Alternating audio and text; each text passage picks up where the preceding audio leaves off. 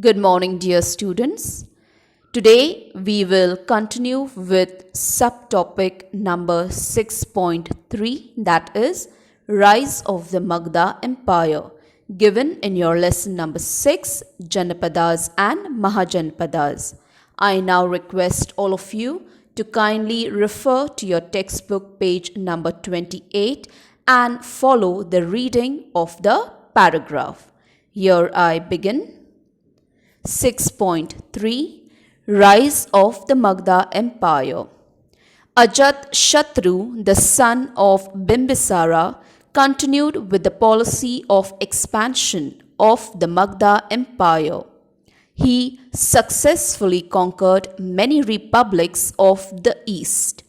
The kingdom of Magda prospered during the reign of Ajatashatru.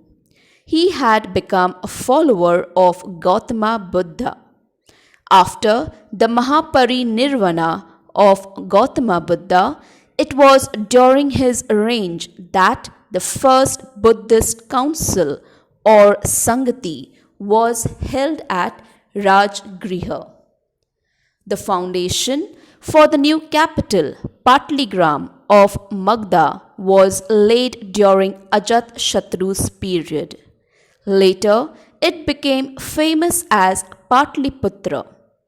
Patliputra was probably in the vicinity of today's Patna city. A noteworthy successor of Ajatashatru was the Magda king Shishunag. He annexed the kingdoms of Avanti, Kosla, and Vatsa to Magda. Nearly the entire region of northern India came under the control of Magda. That was how the Magda Empire took shape. The next paragraph is entitled as The Nanda Kings of Magda. The Nandas ruled the Magda Empire between 364 BCE and 324 BCE. They had set up a good administrative system necessary to run the huge empire. They had a huge 4-column army of infantry, cavalry, chariots, and elephants. The Nandas also introduced the system of standard weights and measures. King Dhananand was the last king of the Nanda dynasty. By this time, the Magda Empire had extended up to the Punjab in the west. However, during Dhananand's reign, the ambitious youth Chandragupta Maurya won Patliputra, and he ended the Nanda regime and laid down the foundation of the Maurya Empire. In the next chapter, we will read about the foreign invasions on the western and northwestern frontiers of India during the rise of the Maurya Empire. Also, we will read about the Maurya Empire in greater detail. So, students, in subtopic 6.3, that is Rise of the Magda Empire, we come to know that after King Bimbisara's death, his son Ajatashatru became the new king of Magda. As a king, Ajatashatru continued with the policy of expansion of the Magda Empire. Now, policy of expansion means as a king, he continued to conquer and expand other territories and merged them up with his kingdom Magda. In this manner, children, he successfully conquered many republic Janapad kingdoms of the east. Further, during the kingship of Ajatashatru, the kingdom of Magda prospered a lot. Prospered means the kingdom progressed as a rich and successful kingdom that time. But later, when he heard about Gautama Buddha and the good works that Gautama Buddha did for people, Ajatashatru encountered a sudden change in his life and he decided to become a follower of Gautama Buddha.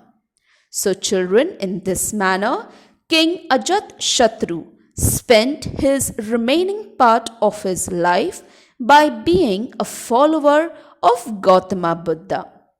It is also noted that when Gautama Buddha attained Mahapari Nirvana in his life, King Ajatashatru, who was the follower of Gautama Buddha, organized the first Buddhist council or Sangati in his capital city, Rajgriha.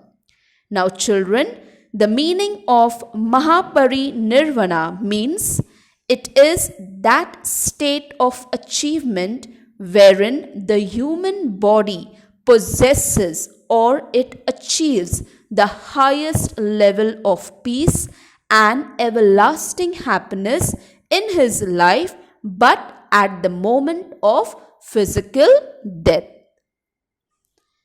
So, Mahaparinirvana means when a person dies, in that death, in that physical death of his life, he actually achieves the highest order of peace as well as everlasting happiness in his life.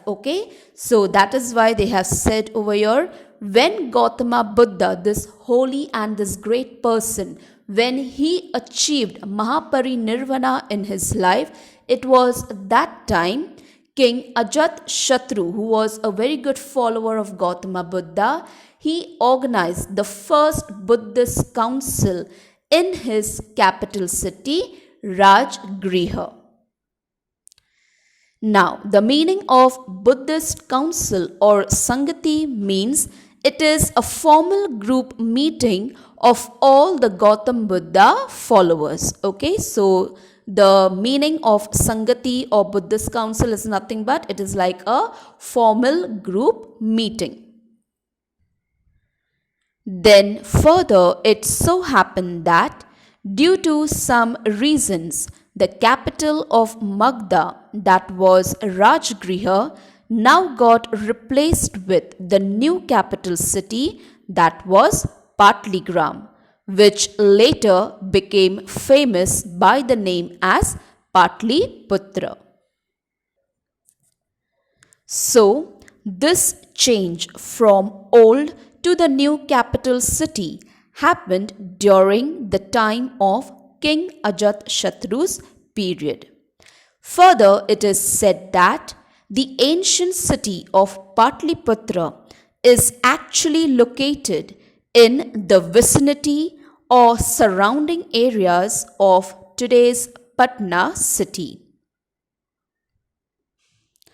Then, as time passed by, there emerged a need of some powerful person to rule over the kingdom of Magda. And so, a new officer called as Shishunag, he successfully became the new king of Magda Empire. And children, this is how King Shishunag was the new king of the Magda Empire after King Ajatashatru's downfall. Now, it is important to know that King Shishunag finally conquered the kingdoms of Avanti, Kosla and Vatsa and merged them up with the kingdom of Magda. So, in this way, Magda, that was a Mahajanapad, now took the shape of becoming a strong, big and powerful empire which ruled over the entire region of northern India during the ancient period. Next, as time progressed, after the death of the last Shishunag dynasty king, whose name was Mahanandi, the new Nanda dynasty became the new rulers of the Magda Empire. So now here we can see that a new group of rulers, okay, which belonged to the Nanda dynasty, they took hold over the Magda Empire. And so it is stated that Nanda kings ruled the Magda Empire between 364 BCE to 324 BCE. That means they ruled for nearly 40 years over the Magda Empire. Now, during the kingship of Nanda rule, most of the kings who came to power had set up a good and efficient administrative system. The administrative system was strong and it looked after the welfare of people.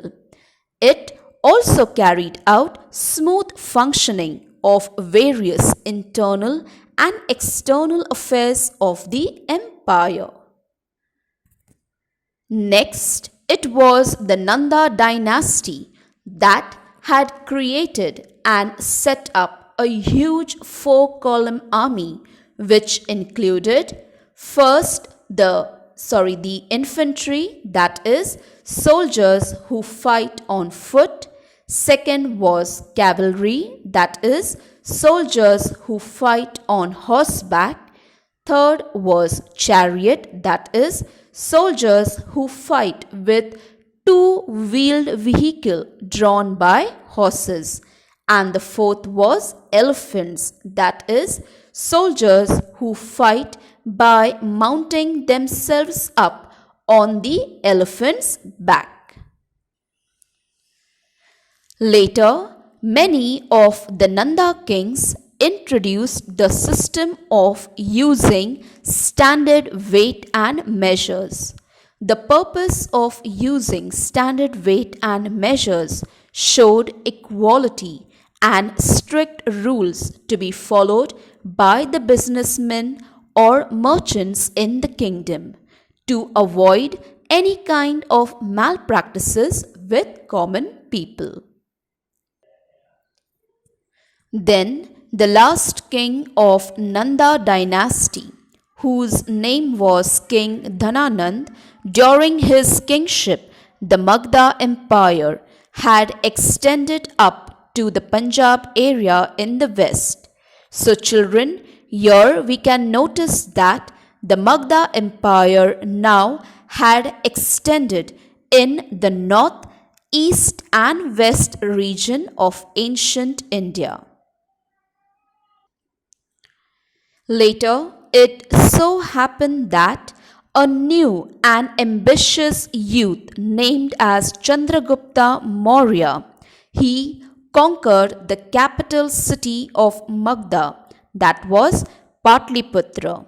And children, this is how Chandragupta Maurya ended the rule of the Nanda dynasty.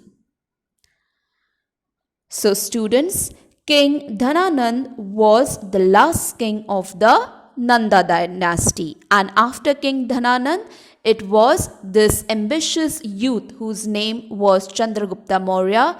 He took over the kingship of this great Magda empire, and so now the Maurya empire, it got ruled, okay, or you can say it ruled over the great Magda empire. So it is very important to keep in mind that this ambitious youth, Chandragupta Maurya, was actually the main responsible or the reason who actually laid the foundation of the Maurya Empire in Magda Kingdom. And so students, with this last sentence, I come to the end of this lesson number 6. That is Janapad and Mahajanapad.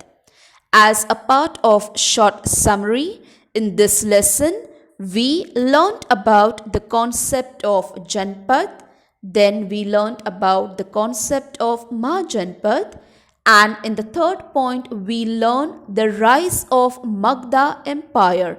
How this Magda Mahajanpad, okay, it grew into a large empire, okay.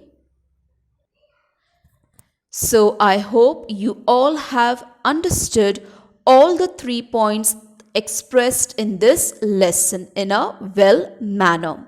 Now, as we have come to the end of this lesson as well as today's video, I would just like to tell you your homework for today will be again to please read the given paragraph, that is especially subtopic 6.3.